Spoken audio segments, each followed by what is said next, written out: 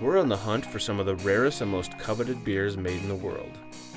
In the last 10 years, American craft breweries have come to dominate the world rankings in beer. And the best of these are made in small batches all across the country. The huge demand and limited supply for these rare brews means you're not going to find them on the shelf at your local store. Our goal of this show is to bring you along to the local brewery events and show you that the hunt for these beers is just as memorable and fun as drinking the beer in the end. Limited release. So Rob, what's on tap for today? So this week we're going to go down to Florida to Cigar City's Brewing in Tampa to check out Hunapu Day. Another Imperial Stout, but this one is an American Imperial Stout and not a Russian Imperial Stout. Yeah, so what's cool about this one is not only is it aged on cocoa nibs, but also chili peppers to give it a really unique, cool flavor. I've heard nothing but great things about this beer. It got a perfect 100 on Beer Advocate. And, frankly, I'm really just excited to go down and check out the Tampa craft beer scene in general. Yeah, I'm excited to check out our fans down in Tampa who've been way cool and very supportive of us.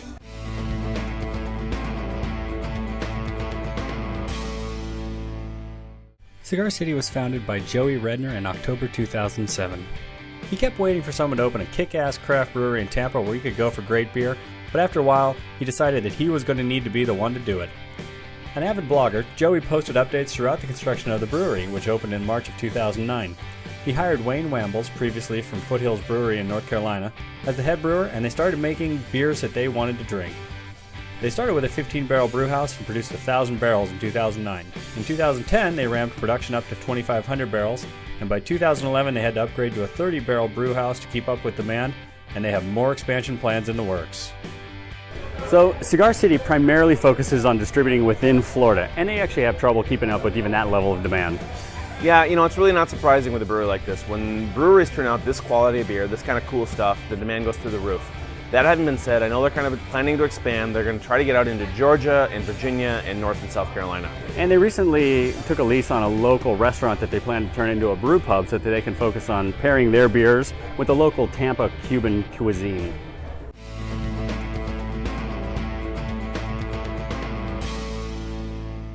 So let's talk about the beer we're after today. So Hunapu actually was served back in 2009 first at the brewery, and the name goes back to Mayan mythology. Hunapu was the Mayan god of maize, sport, and fertility. He was beheaded in a sporting match with the lords of the underworld, and his head was mounted in a tree and transformed into the first cocoa pod. As the story goes, one day the pod spit upon the hand of a maiden who became pregnant, gave birth to twins who ultimately avenged their father's death, and then became the sun and the moon. Awesome stuff. So the beer is based on Cigar City's Marshall Zukov Imperial Stout, but it's aged on ancho and pasilla chilies, as well as it has cinnamon, vanilla, and cocoa nibs added. Yeah, so now since this is an American Imperial Stout, we're expecting to see possibly some more sweetness, but certainly some more hop characteristic in the final beer. And Hunapu has been so well received that it's actually now the capstone of Tampa Bay Beer Week. Yeah, absolutely. So what they're going to do is give out wristbands to about the first 5,000 people in line, and then let people into the gates at about 7:50 in the morning to sort of at least populate the grounds and then go on for beer sales later in the day. Yeah, and inside they're going to have over 130 beers on tap. They've got music, they've got a bunch of food trucks, so it's going to be a really good time.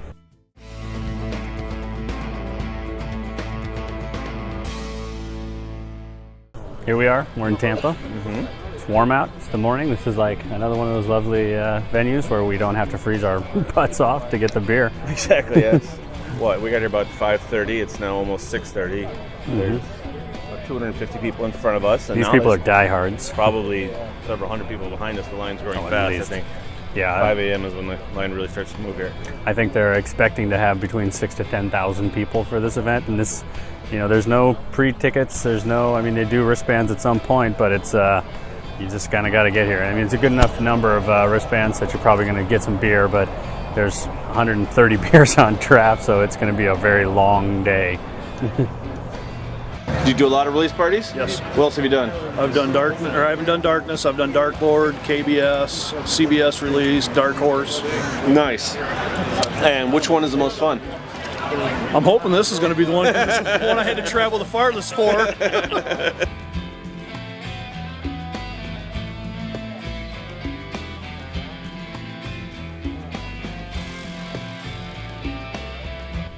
As soon as the gates opened, we made a beeline for the tent. about 8:45. They're going to start serving their beer. They're opening up the pours in about 20 minutes. And I got to say, the lines are already really long. There's a lot of people at this event. There's a lot of people, yeah. And it's kind of odd because people are really excited to be in a line. Yeah. Well before it opens. Where there's 400 people sitting in this cool tent sharing awesome beers from around the country. There's also 2,000 people standing in random lines for the sake of standing in lines. And to buy tokens. Ooh, tokens. Yeah, people stood in line for an hour to buy tokens that are on sale all day. So it's so far it's been pretty fun. We've been sharing a lot of good beers. I love that it's warm, first of all. That's great. Lovely. It's just quite nice. Rob's got his aviators on because he's freaking badass in I am Tampa. badass. And but we got to figure out when he's going to go in the dunk tank. I haven't seen it. I don't see it anywhere. We'll find it.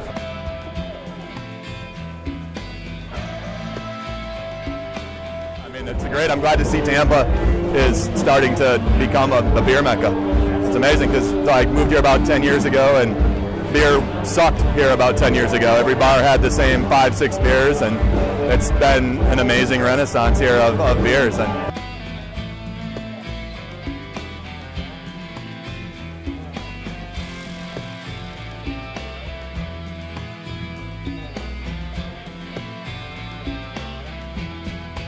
At noon, they started distributing Hunapu for everyone with a wristband. The lines were pretty long, but they moved pretty quickly. People either got 2 or 3 bottles depending on which wristband they had. I have. How do you like it? Fantastic. I think it's the chili is more present this year than last year. Last year was more vanilla, I think. Oh, really? Yeah. One unique aspect of the event is the space they give to local homebrew clubs to pass out their beers. If you're a home brewer, make sure you check your local laws, as there's still many states that regulate the distribution of home brew.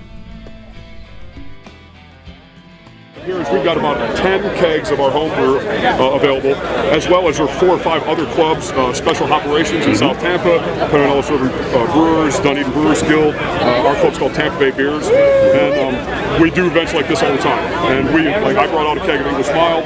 A couple guys brought out Berliner Weiss. We got a Scottish Ale. We have a Stout. We have a Rye Pale Ale. We have an IPA, and everybody brews all different styles that they really like and enjoy. I personally brew about 10 different ones pretty consistently, and events like this are why we do what we do. This is fantastic. The cucumber lager, I just had it. I had the cucumber saison at the Great American Beer Festival. This is a little bit of a different take on it, but it's just as good. It might be even better.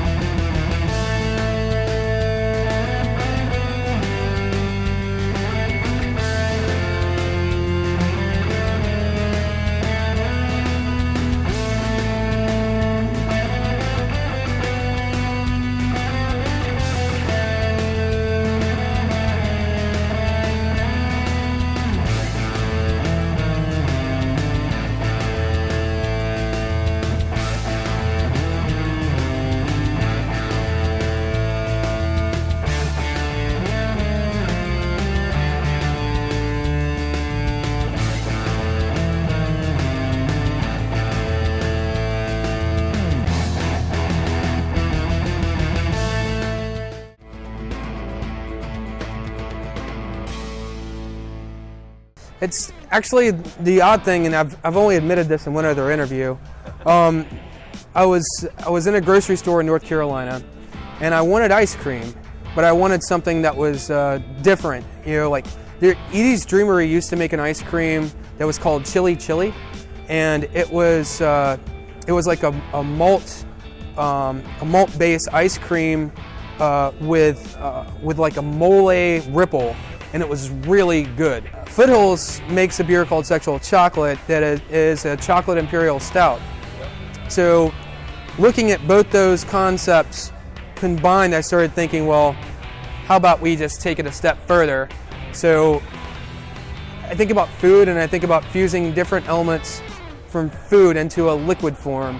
Sometimes it's spices, sometimes it's fruit. Nothing's like off limits. I guess the most popular one that we have is maple bacon coffee porter. We do a beer called No Crust, which is a peanut butter and jelly brown ale. We have a pina colada wheat ale. These are just some of the crazier, more unique beers that we do. We have some mainstream. Obviously, we do an IPA, a wheat beer, a red ale, a porter. So a little bit of everything.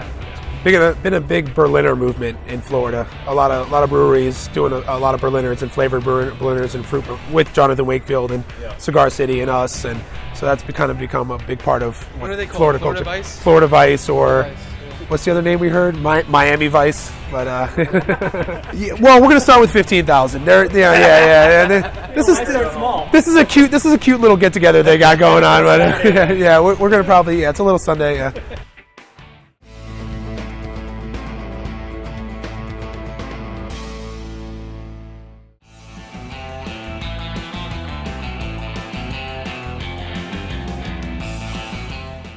The day after the event, the Seventh Sun Brewery hosted a Hunapu hangover party.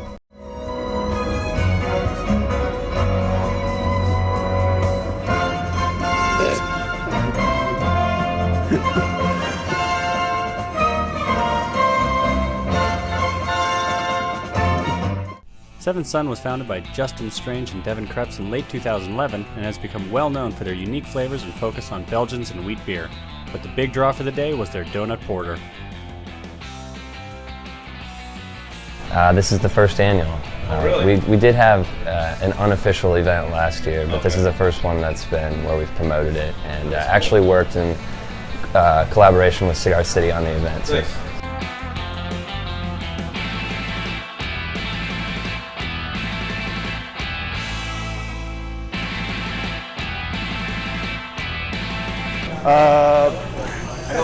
They changed. There's so many.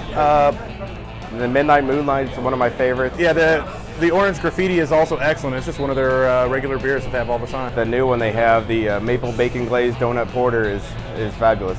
Nice. Unload my bank account, I guess, would be the biggest thing. Ask random people in line, and give people I have no idea who they are lots of money to buy me beer.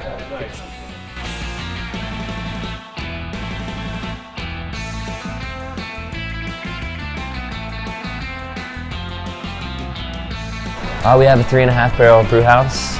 We have 7 barrel jacketed fermenters, so it requires 2 batches to fill. Have our own keg washer now. We used to have to borrow the keg washer from Cigar City. Before we had the space, we just didn't have room for one. Yeah. So it's been a real challenge with it. With what we have footprint-wise here is tough. How much do you guys regularly turn out? This year we're scheduled to do 1,000 barrels, which is our max capacity. Nice. So 1,200 square feet. With active tasting room, it's very difficult to do that. I guess our advantage is like if we could say that we have a core product, like some of our IPAs that we reproduce all the time. Yeah. They're pretty fresh. That's cool. That's one advantage that we have is being small batch. Nothing sits around very long, and we do have the ability to be fairly creative too. With the small batch, we can take a risk. All right, so we're here at Seventh Sun at the Hangover Day for Hunapu. You were at Hunapu yesterday? I was. Nice. And did you have fun? I did. It was a good time. It was a good time? Did you drink anything good there? Well, Hunapu. Oh, yeah. Yeah, and we also did a big bottle share under the tent, so we had lots and lots of stuff. So here we are at Seventh Sun Brewery for the Hunapu Hangover Day. Hunapu Hangover. I gotta say, the maple glazed bacon porter donut beer, it's pretty freaking good. It's good the morning after, absolute. That's the way to go. I've had donut beers before and I've never really been impressed, but I don't know what they've done here, but they've been able to take something that I thought was not going to work and make it just incredibly good. As well, we tried a bunch of the other beers. They've got probably 10 really sort of unique, fun beers on draft. They have the Hunapu, which is actually the son of Hunapu in Mayan mythology beer, which they just took Hunapu and they added donuts to it. Why not? Cheers. And it is another gorgeous Florida day with the wind blowing in the trees and the sun shining down. And yeah, it's a good crowd here. I mean, the brewery can probably fit about 25 people inside. Yeah, I'd say there's 200 people here. It's fun to kind of come and see what the micro brews in the area are doing, so that we can you see sort of other than the big events like, what's driving the craft beer scene in Tampa here. Yep.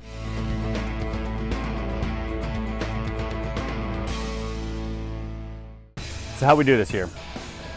Well, we're only bringing home the Hunahpus from Cigar City, so the take-home was pretty limited. However, the beers that we got to share in the tent, in the beer share, were incredible. I bet you we tasted 75 beers in that thing. Yeah, it was kind of amazing. I mean, we just sat down in the tent, we cracked open a couple of our own beers, and then like a 7-hour share party ensued. Yeah. And I don't think I bought a draft beer until after 2 p.m. yesterday. No, and the stuff people were bringing out, I mean, not only was it legendary stuff from across the country, the big whales, there was Chocolate Rain, there was incredible Bourbon Counties, there was King Henry, there was Leon, but also really cool stuff I'd never heard of that was really tasty. Yeah, well, I'm really sad my phone died early in the morning because my untapped check-in chain would have been epic yesterday. I'm pretty sure you did get the top of the morning badge before your phone went out, though. Is that a good thing?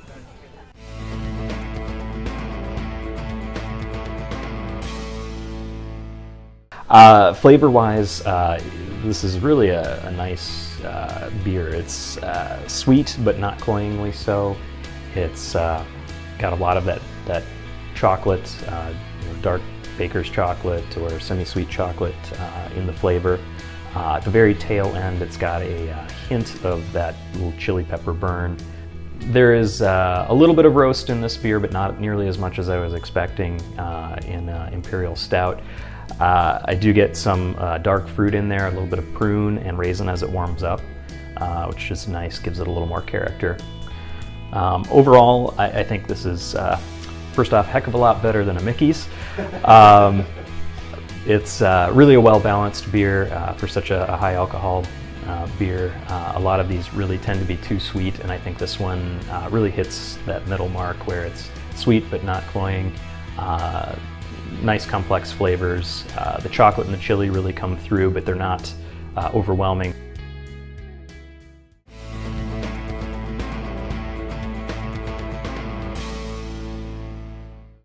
It's another successful beer adventure. What do you think of the event?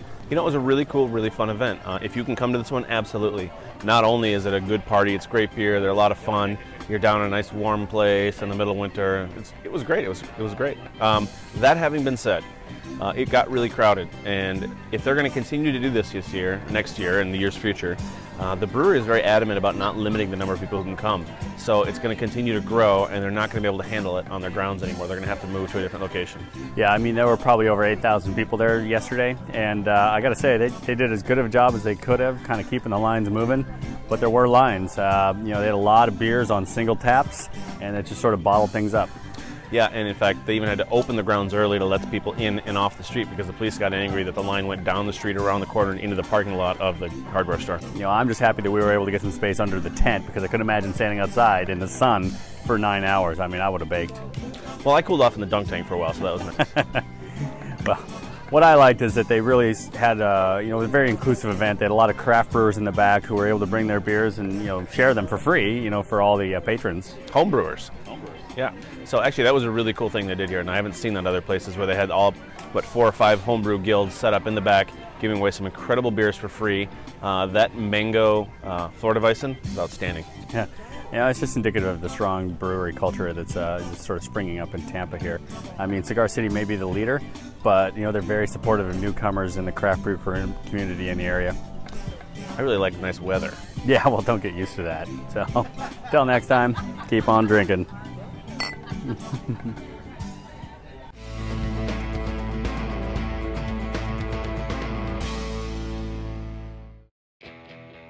There aren't a lot of chairs or shade, so bring something to sit on and sunscreen.